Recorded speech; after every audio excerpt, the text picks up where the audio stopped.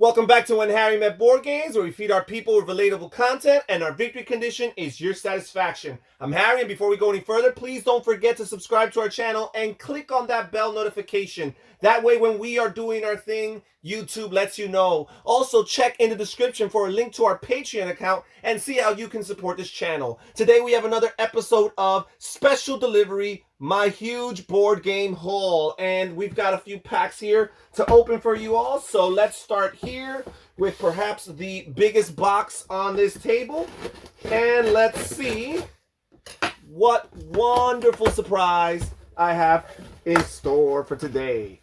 All right. Ooh, this is a heavy one. This is a big and heavy one, folks. And I've got The Rise of Queensdale, which is designed by Inca and Marcus Brand and published by Ravensburger Games and Alea Games. Build your own destiny. And this is a legacy style game, a Euro legacy style game by the famous board game design couple, the Brand couple. Let's see what the back says here. It says, quotation marks, "Build me a castle, build me a city worthy of my queen. Your king's wish is your command. Travel into the valley of Queensdale, collect raw materials, construct buildings, and take fate into your own hands. Fame and fortune await you, but you must first outpace glory seekers who share your ambitions to fulfill the king's wishes. Act with courage and wisdom, and remember, every decision you make has consequence." So you play this over multiple game sessions. You create a unique game experience. You upgrade your dice, you develop your burrows, and you gain the king's patronage and experience the rise of Queensdale in your hands. So this is a really cool, interesting thing. I'm very excited about trying this. I'm a big fan of the Brand couple. They produce and create really good games, and I like the idea of this Euro-style legacy game. So let's see what else we have here in this box right now. We've got off to a big start with Rise of Queensdale. So, let's see. This here's giving my handy dandy box cutter a hard time. All right, let's see. Alrighty, here we go. All right, so we've got Indian Summer by Uwe Rosenberg and Stronghold Games. So this is the sequel to Cottage Garden. I bought Cottage Garden not too long ago. Haven't gotten to the table yet. But here is the sequel of the Tile Lane trilogy that Uwe Rosenberg worked on over the course of a few years. I'm a big fan of patchwork, and this follows in that same spirit of games where it's polyomino shaped tiles that are being placed to complete some type of grid and score victory points in diverse ways. Now, the cool thing about this trilogy is that they are 1 to 4 player experiences, so you could play with bigger groups, and you could also play solo if you so desire, while Patchwork is a 2-player only game, but I do play solo from time to time with the Automa expansion. As a matter of fact, you could check my playthrough of Patchwork to see how the Automa expansion plays solo. And also in this box, I happen to have this small little pack for a Game of Thrones, the card game. And this is a chapter pack expansion. In particular, this is called the No Middle Ground. And this is the 3rd or 4th chapter pack within the first cycle of chapter packs for the Game of Thrones, the card game, the living card game by Nate French and Eric Lang. And I'm really enjoying this game. So, hey, why not add a few more cards, a little bit more content to spice the game up and keep it fresh. All right, so we are done with those boxes. Now let's check out this box, guys. And I can tell you, spoiler alert, this right here is a purchase from a user on BoardGameGeek.com's Geek Market. This is a game that I've bought used, but I found it for a good price. I'm always perusing the Geek Market for particular games. More often than not, these are games that are out of print and are very hard to find at a good price, and I'm constantly looking them up and researching them so that if it happens that I see a good price that I like, I can snatch it up before anybody else does. So let's see. This is one of the best jobs I've ever seen a seller on Board Game Geek do as far as the packaging concerned. He did not play any games with this one. All right, so come on. Maybe if I... There you go. Okay. There, we're making progress. There we go. All right, so let us see what it is after so much hyping it up, right?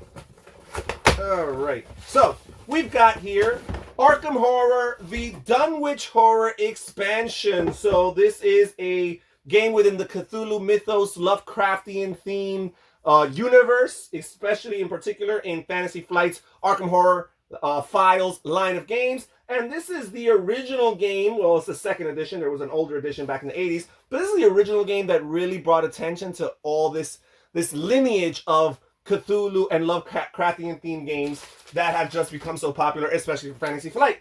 And Arkham Horror, the second edition, is now no longer in print. It is out of print. Right now there is a new third edition, which is an evolution of the game design. It's basically its own game. It's a different game. So I did buy Arkham Horror not too long ago, and this was the first expansion to Arkham Horror. And again, these boxes, whether it's the base game or the expansion, they always sell for such a high price on Board Game Geek because they're used, they're out of print, and people know that they, buyers will pay for it. So when I found this for a decent price, I jumped on it. So let's see what it adds here. It adds a rule book, of course, expansion game board. So it's an additional board to add to the base games board. Some investigators, some investigator markers, investigator cards, 152 investigator cards, 4 ancient one sheets. So there's a couple new ancient ones to combat with. 180 ancient one cards, 28 monster markers, 3 Dunwich Horror tokens, 4 gate markers, and 7 rubble markers. So it adds a good amount of cards, 152 investigator cards and 180 ancient one cards. That alone is a lot of content for the game. So the disturbances in H.P. Lovecraft's New England don't stop at the Arkham City line. Nearby Dunwich is also being racked by horrible events and otherworldly forces. All right, so we've got Arkham Horror Dunwich expansion. So now we've got a couple of smaller packages to open up, but as I always say on this channel, guys, don't get so disappointed about the smaller packages because sometimes they can be very, very exciting too. So let's see what is in here. Oh, speaking of the Arkham Horror file of games, this is for Eldritch Horror, an expansion called Strange Remnants Expansion. And this is one of the small box expansions to Eldritch Horror. Eldritch Horror has, I believe, 7 expansions, 3 big box expansions, 4 small box expansions. And I own a few of those. I've been enjoying my play of Eldritch Horror, multiplayer, cooperative game. I've also been enjoying it as a solo experience from time to time. So just figuring that I would like to add some additional content here. So the approaching alignment of the planets threatens to end all life on Earth. Ancient prophets knew this day would come and built massive stone monuments that conceal the keys to survival. I guess that's where the title comes. Strange Remnants. Okay, so there is that. And then finally, the last box for today's episode of My Huge Board Game Haul is another small box. So again, let's see what goodie is in this small package here. And this here actually traveled to us all the way from the Netherlands. Ooh, I know what it is. Okay. And here we go. It's in bubble wrap here. We've got Port Royal Erveiterrung. I'm not sure if I'm pronouncing that right. This is a expansion for the Port Royal game. The piratey, nautical theme, push your luck, press your luck type of game. This here is the first expansion. I believe there's 2 expansions here. I own the Port Royal version from Steve Jackson Games. This is the Pegasus Spiel game. But I did read that the rules are both in German and in English. Right here, you see that. So that's awesome. Because I do not read German, and I do not like reading PDF rules or translation of rules on BoardGameGeek.com's forums. So this is really cool. I'm really excited. Port Royal is a game that I really, really like. I'm not a huge fan of Press Your Luck, but it works for me with Port Royal, and there's just enough crunchiness and decision making to be made in that game that it's not just a simple, hey, let's just wing it and risk it here and see how far we could press our luck. So this here, I believe, adds the option of solo play and cooperative play, if I'm not mistaken.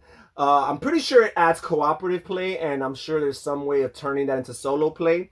So that to me sounds very, very intriguing, because I think that, first of all, I always like it when board games have a cooperative variant, guys. I still do prefer competitive games, guys, but I do have an appreciation for cooperative games as well. So when you have a variant that brings that to the table and adds that to a game, I feel like it's another layer to what's already a successful game that I enjoy, and another way for me to play it and maybe introduce it to a different crowd that might not give it a chance otherwise. And that's it for today's episode of my huge board game haul. Thank you so much for joining us. Consider clicking on one of the videos that you see on the screen right now if YouTube is showing them to you, because they think there's a really good chance that you will like one of them. And also, again, check in the description down below for a link to our Patreon account and see how you can support this channel and become more involved with the behind the scene process. Research and find a tier that works for you. This is Harry saying take care, everybody. Stay safe, stay healthy, and have fun gaming. Bye-bye.